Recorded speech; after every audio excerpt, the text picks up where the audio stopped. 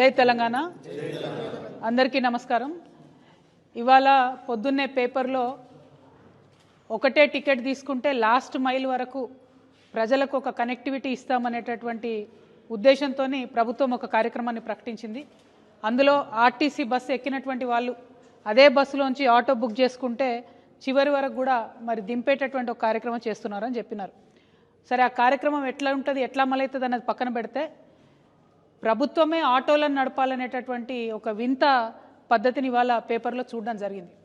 ఎందుకు వింత పద్ధతి అంటున్నామంటే, ఆల్రెడీ ఆర్టీసీ బస్సులో ఫ్రీ అని చెప్పి పెడితే లక్షలాది మంది వేలాది మంది ఆటో కార్మికుల పొట్టను కొట్టినటువంటి పరిస్థితి ఇలా ఉన్నది. గిరాకీ లేనటువంటి పరిస్థితి ఉన్నది. ఏమాత్రం కూడా నెల నెల ఆటో డ్రైవర్లు ఈఎంఐలు కట్టుకోలేని పరిస్థితి ఉన్నది. ఆల్రెడీ వాళ్ళు ఇబ్బంది పడుతూ ఉన్నారు. మీదికెళ్ళి ఎలక్ట్రికల్ ఆటోలు అని చెప్పి ఇంకో కొత్త పరిశ్రమ తీసుకొచ్చిండ్రు.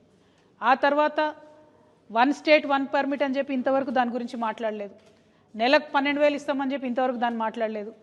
మీదికెళ్ళి చలాన్ల మీద చలాన్లు వేస్తున్నటువంటి పరిస్థితి కూడా కనబడుతున్నది.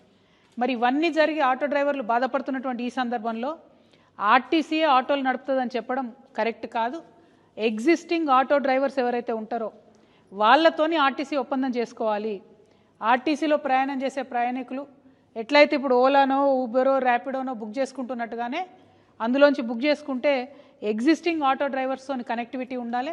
వాళ్ళు ఎక్కడంటే అక్కడ దిగబెడతారు. వాళ్ళు ఆల్రెడీ చేస్తున్న పనే, వాళ్ళు చేసే పనిని మళ్ళీ కొత్తగా ఇంకొకరికి ఇచ్చి మళ్ళీ ఎలక్ట్రిక్ ఆటోలు మేము పెడుతున్నాం ప్రభుత్వం నుంచి అని చెప్పి ఆ 3 రంగులేసి ఒక విచిత్రమైనటువంటి ప్రయత్నం చేస్తున్నారు. ఇది కరెక్ట్ కాదు.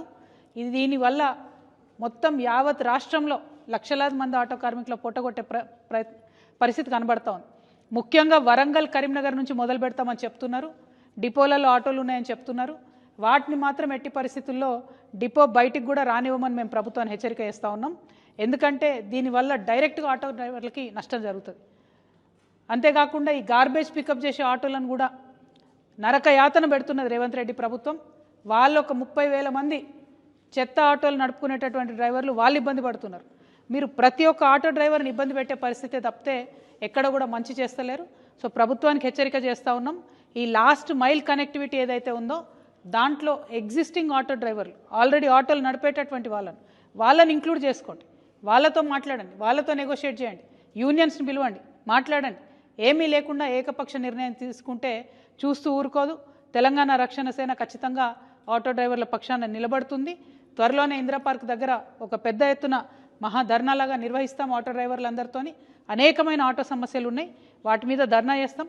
అప్పటికీ ప్రభుత్వం దిగిరాకపోతే ఎంతవరకైనా వెళ్తాం. ఆటో డ్రైవర్ల హక్కులన్నీ కూడా సాధించుకుంటాం. Thank you. జై తెలంగాణ. జై తెలంగాణ.